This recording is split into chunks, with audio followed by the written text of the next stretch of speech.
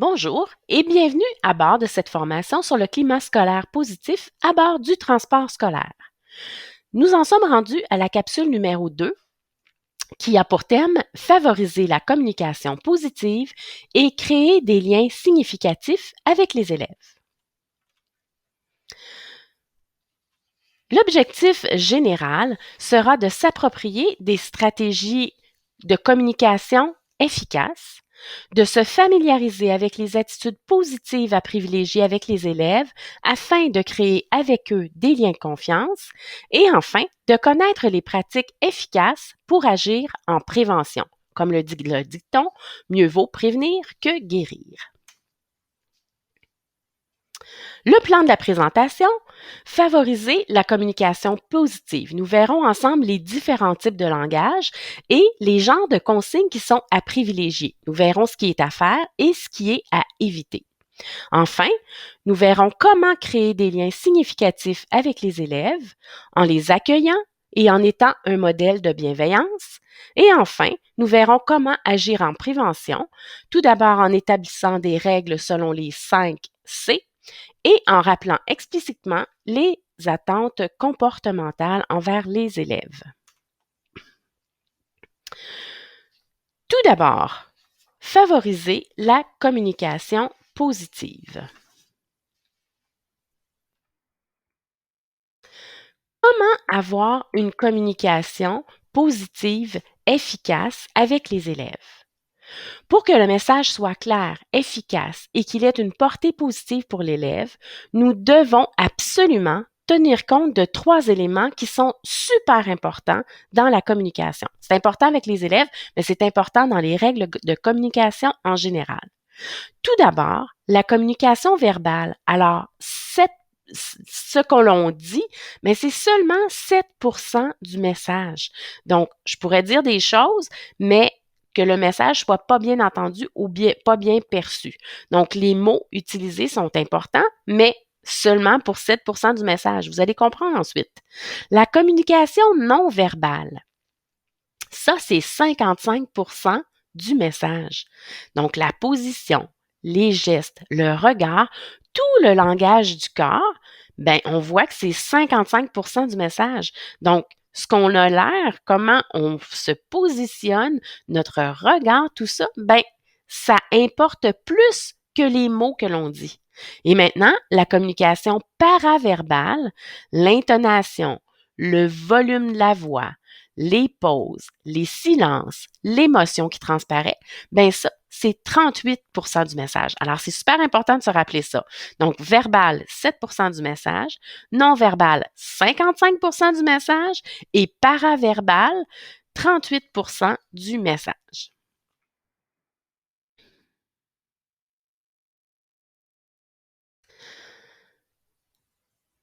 La communication verbale, hein, si on prend l'exemple ici, Vincent, va t'asseoir à ton banc s'il te plaît.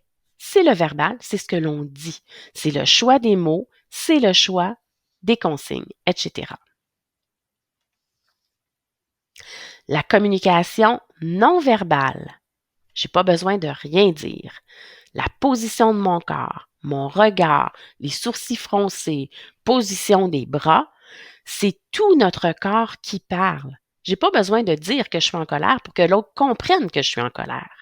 Donc, tout ça, ça reflète ce qu'on veut dire aux élèves. Il faut en être très conscient. La communication paraverbale, maintenant, le volume, le ton de notre voix, les intonations, le rythme, les silences, etc. Alors, si je reprends le même message qui est dans la bulle avec le paraverbal, Vincent, va t'asseoir, s'il vous plaît. Alors là, j'ai l'air d'être encore en colère. Alors que si je dis, Vincent, va t'asseoir, s'il vous plaît, le ton est le même, la réaction de l'élève risque d'être fort différente.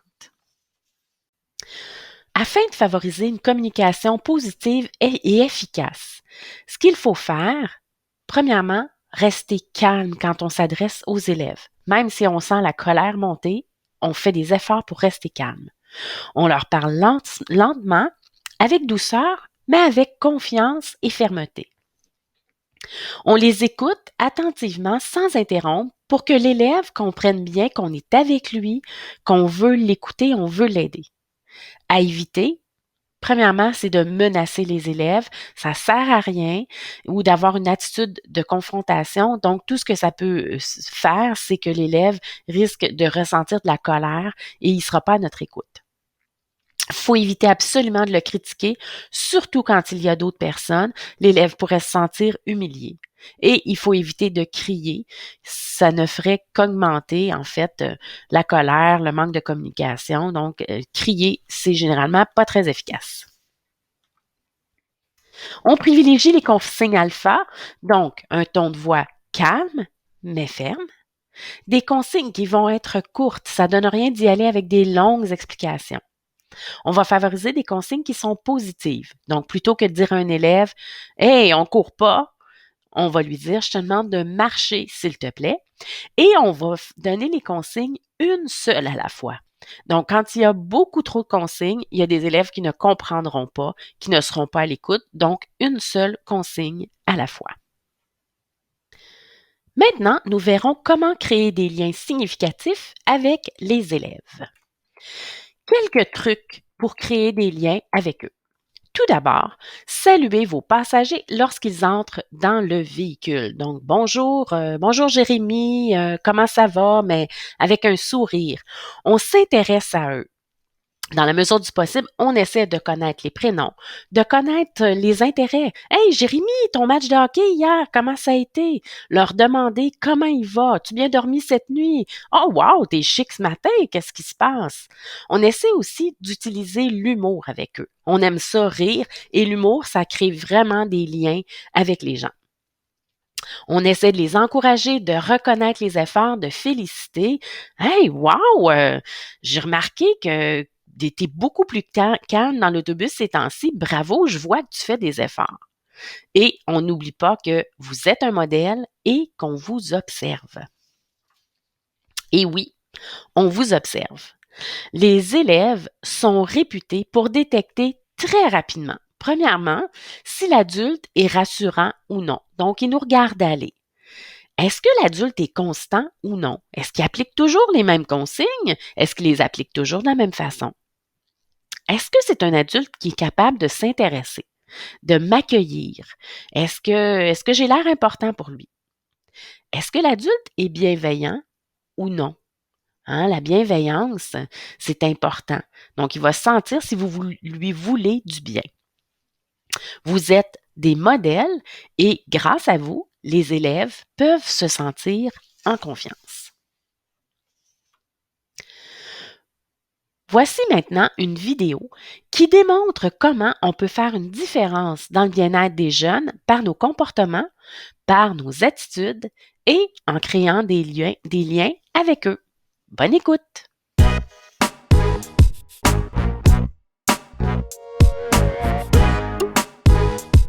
Alors, on poursuit avec agir en prévention. Alors, lorsqu'on veut agir en prévention, dans un premier temps, je pense qu'il est important d'établir des règles. Ici, ce qu'on vous propose, c'est établir des règles selon les 5 C. Je vais vous les énumérer, puis on va les voir plus explicitement ensemble. Donc, lorsqu'on parle des règles ici, elles doivent être claires, connues de tous, cohérentes, constantes et conséquentes.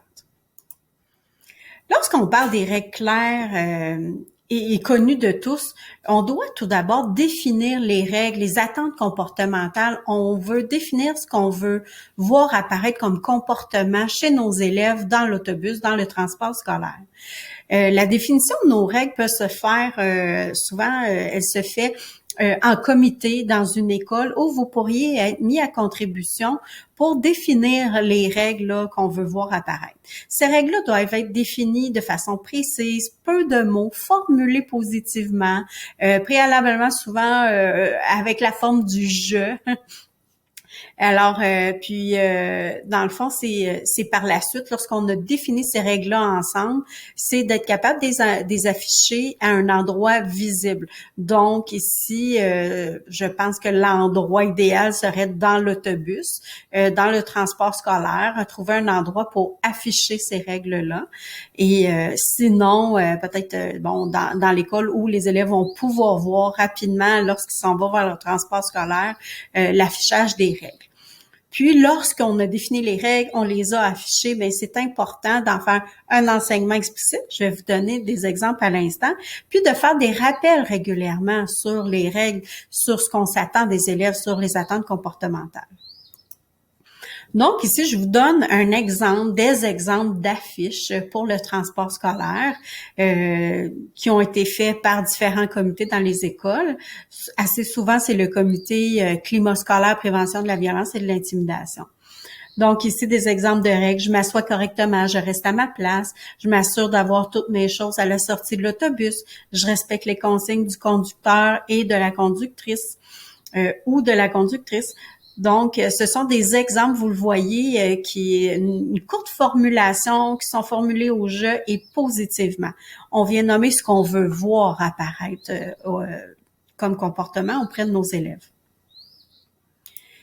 Ensuite, je vous donne un exemple. Il y a deux exemples. Il y a un exemple au primaire, au secondaire, mais c'est un exemple de plan de leçon. Un plan de leçon, c'est fait pour enseigner explicitement. Assez souvent, c'est l'enseignant qui va faire l'enseignement explicite. Puis ici, préférablement, l'enseignement explicite se ferait dans l'autobus, dans le transport scolaire. Donc, et à ce moment-là, l'enseignant va prendre connaissance de son plan de leçon. Il va l'enseigner explicitement aux élèves qui vont être présents.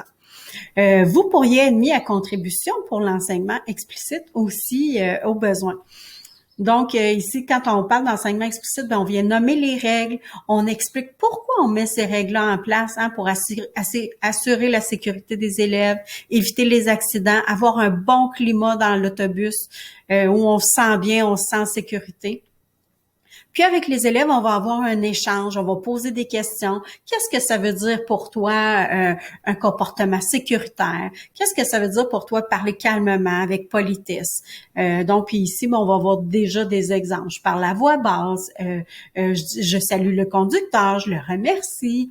Je laisse mon sac et ma boîte à lunch fermés pendant le trajet, s'il y a lieu, si c'est les règles établies. Je m'assois correctement, je reste à ma place tout au long du trajet. Il y a des exemples négatifs. Dans le fond, des fois, c'est bon. On se donne une idée d'exemples négatifs, mais c'est pas là-dessus qu'on va mettre le focus, mais bien sur les exemples positifs. Ensuite de ça, on va faire pratiquer les élèves pour les voir, pour voir leur comportement dans l'autobus. Puis, on va faire des rappels dans l'année parce que les élèves ont besoin de rappels.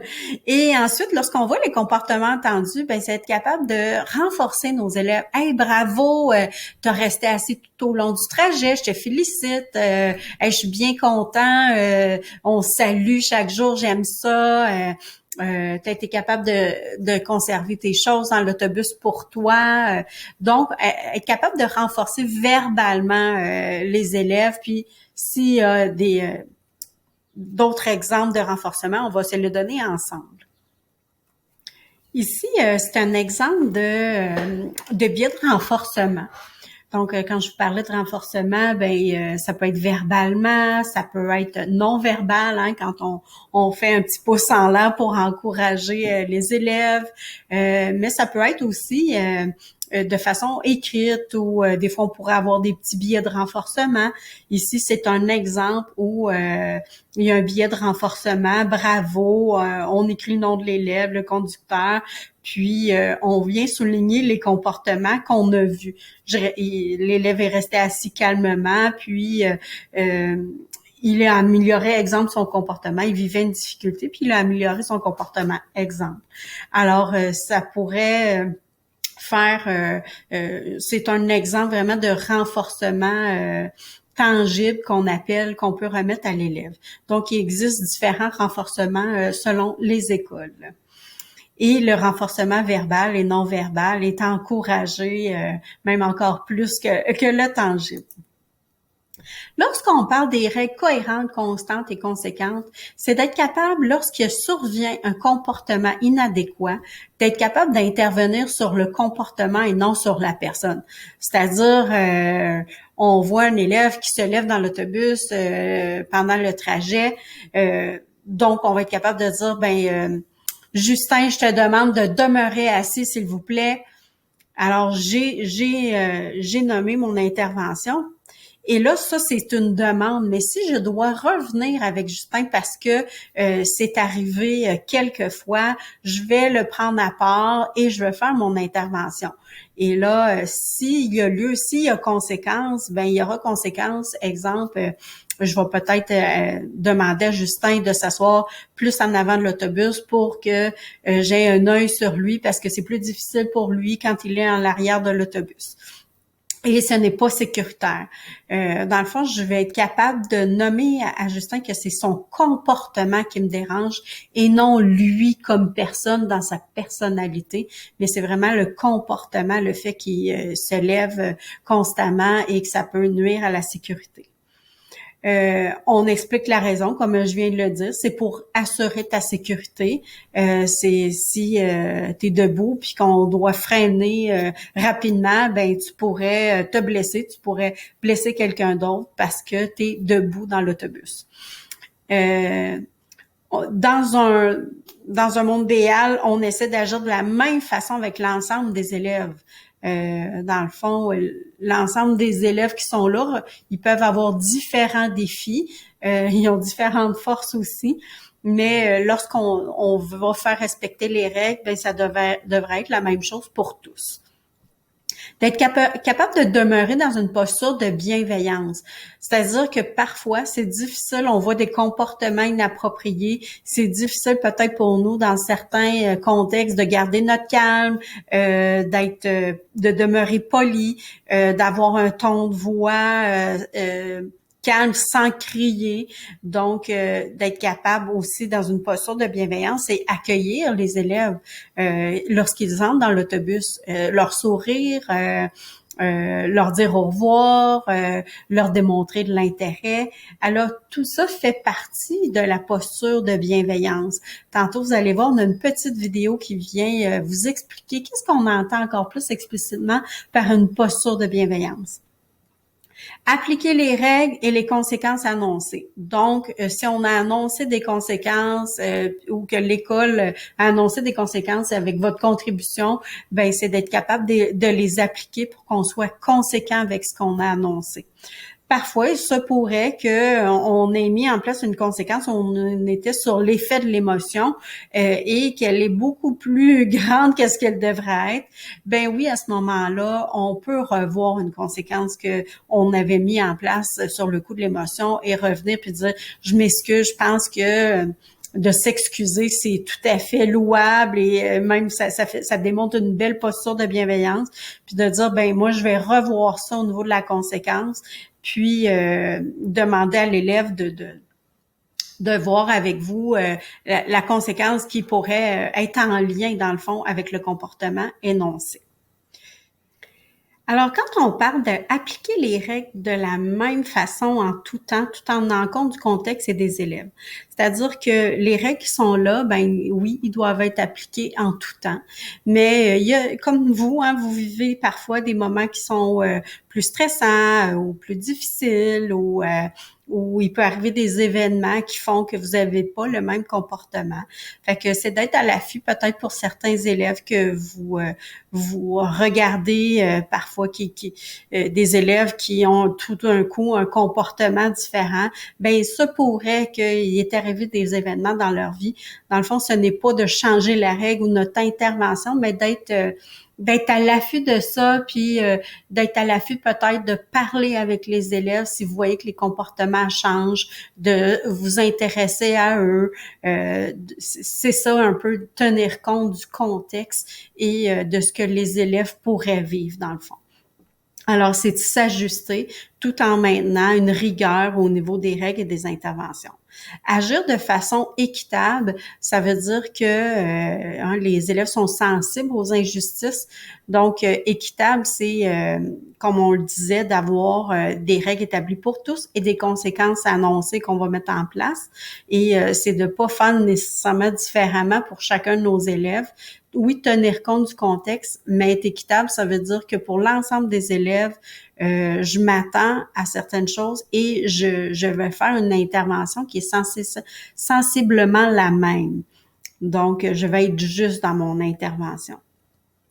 Être juste, équitable, ben c'est faire aussi preuve de souplesse, de compréhension, que les élèves peuvent vivre toutes sortes d'événements dans leur vie, puis c'est d'en être conscient, puis d'être à l'écoute aussi de ces événements-là, tout en demeurant exigeant. Alors ici, je vous propose de regarder une petite vidéo, une petite capsule vidéo qui nous parle de la bienveillance. Qu'est-ce que ça veut dire dans le quotidien? Donc, Madame Claire Beaumont nous donne un bel aperçu de ce que c'est la bienveillance. Madame Beaumont est une psychologue docteur en psychopédagogie à la chaire de recherche sur la sécurité et le bien-être et la violence en milieu éducatif. Alors, bonne écoute!